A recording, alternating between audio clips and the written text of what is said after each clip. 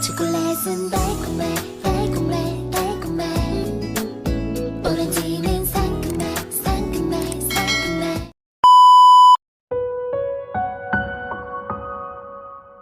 How about you, mommy? What flavor do you want? Tanong sa akin ni babe. Kanina pa ako tulala sa nangyari. Kanina pa ako nag-iisip kung anong gagawin ko. Umiti ako na tipid. Tapos tumingin na doon sa available flavors ng ice cream parlor. Akira has strawberry and Kiara has bubblegum flavored ice cream.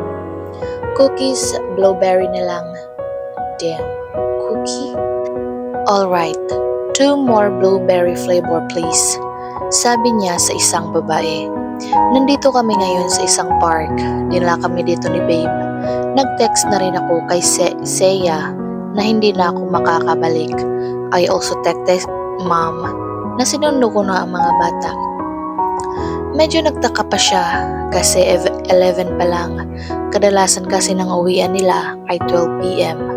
Sa bahay ko na lang siguro sasabihin ang nangyari. Binigay sa akin ni babe yung ice cream. Tapos lumabas na rin kaming 4. May narinig pa akong ang cute daw naming pamilya. Sana nga I could really give the twin a complete family. Hey, okay ka lang? Tanong ni babe. Ngumiti ako ng tipid. I'm sorry, may iniisip lang.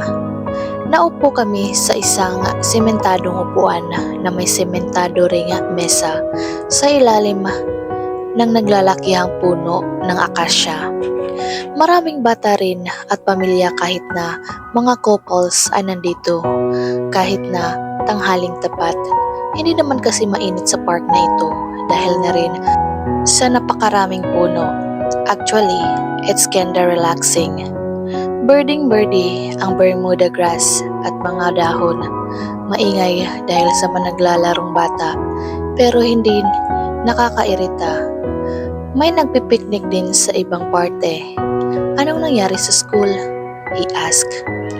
Sa harap namin ng mga bata na busy sa pagkain ng ice cream nila habang nanonood sa ibang mga batang naglalaro.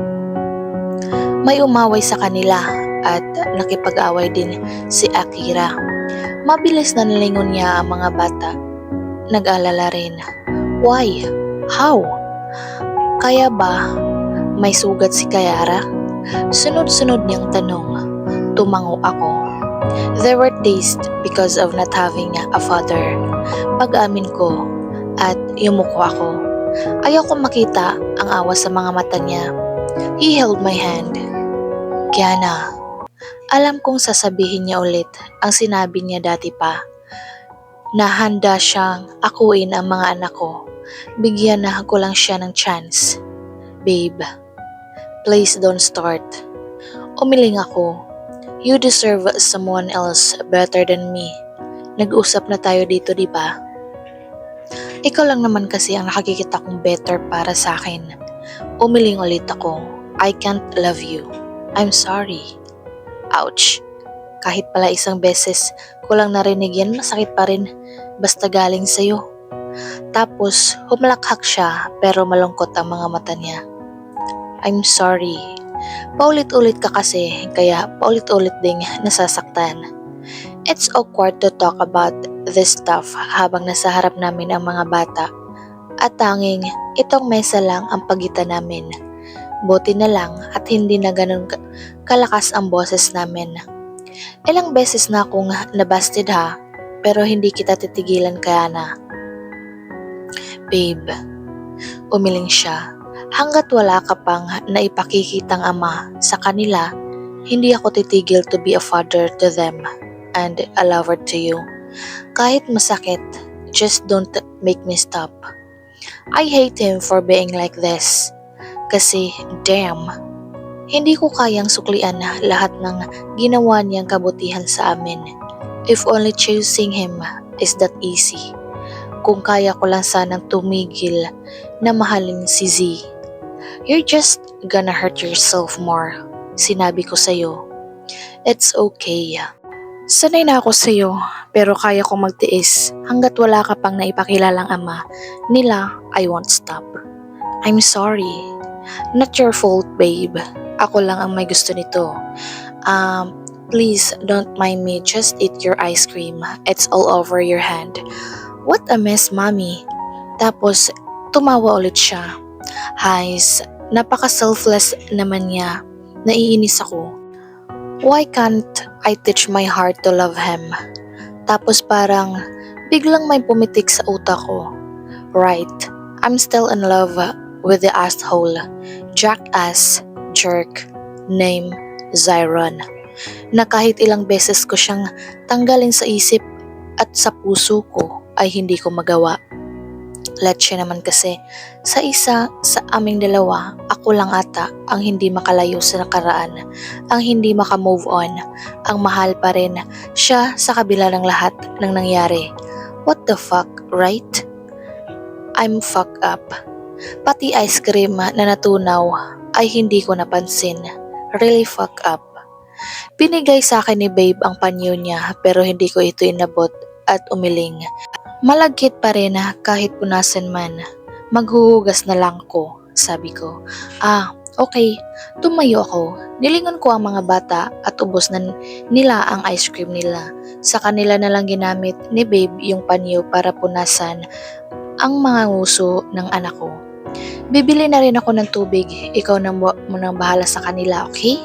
Yes, mom. Mama, gusto ko makipaglaro. It's Akira. Mama, ako rin, Kiara.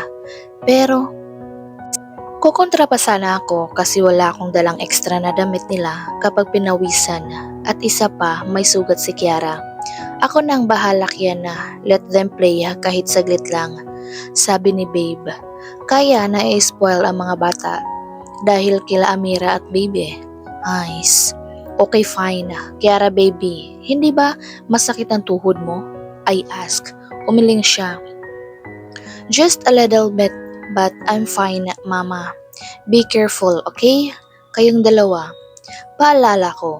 Ako na ang bahala, mami. Don't worry. Tumango na lang ako. I'll be back.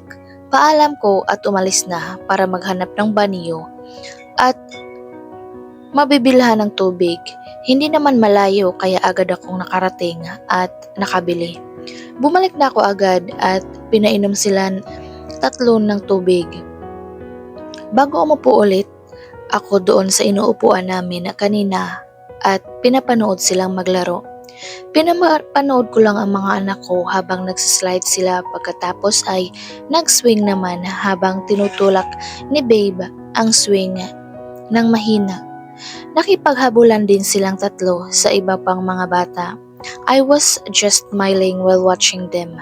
Ganitong ganito ang gusto kong makita. My twins with their father playing. Ang pinagkaiba lang, hindi nila tunay na ama si babe. Nahagip ng mga mata ko ang nakadapang bata sa di kalayuan. Napatayo ako dahil doon. Mag-isa lang siya. He was running pero natalisod at nadapa. He's now crying. Lalapitan ko sana pero may mas nauna sa aking lumapit. Pinatayo ni Zyron ang bata. Tapos inaalo naman nung kasama niyang babae na nakita ko sa restaurant. Nang hindi tumigil sa pag-iyak ang bata ay kinarga niya ito. The woman was shaking his elbow and knee dahil siguro sa nasugatan ang bata. Bigla akong nanlamig. Pabalik-balik ang tingin ko sa kanila at sa mga anak kong naglalaro. Hindi ganun kalayo ang distansya nila sa isa't isa. Shit, they're here. He's here. Nagsimula akong kabahan. Hindi maaaring makita niya ang mga anak ko. Dahil isang tingin lang sa kambal ay sigurado akong malalaman niyang anak niya ang mga ito. Mata pa lang kuhang-kuha na niya sa kanya. Damn it. Napatingin siya sa gawi ko. Maybe because I was staring at them. Nag-iwas agad ako ng tingin pero ramdam ko pa rin ang titi niya. Nagsimula akong bitbitin ang bags ng kambal at tumapit sa kanilang tatlo. Babe, let's go. Di pa kami tapos, mami. Sagot niya. Babe, let's go. Seryoso kong sabi. Natatakot ako ngayon pa lang maraming paano kung ang dumadaloy sa isip ko na ang gusto ko na lang sa ngayon ay makalayo sa kanila. Oh, okay, ang seryoso mo naman. Okay lang. Pagkatapos ay tinawag niya ang mga bata. Posibleng nakita niya na kami ngayon pero okay lang basta hindi niya makita ang mga anak ko sa malapitan dahil kung mangyayari man yun, gulo ito. Akira, Kiara, let's go home. Tawag ko sa mga bata. Pero mama, nakasimangot na sabi ng anak ko. Kinuha sa akin ni Babe ang mga bags nila. We'll continue to play sa bahay with your lolo and lola, okay? Tumango sila, pero nakasimangot pa rin. Mama, Kerry, si Kiara na nakataas na ang mga kamay. Kinarga ko naman siya. Pinanasan ko na rin ang kanilang pawis, mabuti na lang at may towel sila sa bag. Tito Babe, ako rin. Akira, sumunod naman si Babe at kinarga siya habang nakasabit sa braso niya ang mga bags na dala. Napagod siguro ang mga bata. Tara na, sabi ko ang nagpatiuna ng naglakad ng mabilis. Sumabay naman sa akin si Babe sa paglalakad. I can still feel that stairs sa likod ko. Damn it. Why you look so scared? Tanong ni Babe. Hindi ha. Hindi na siya ulit nagsalita hanggang sa makarating kami ng kotse.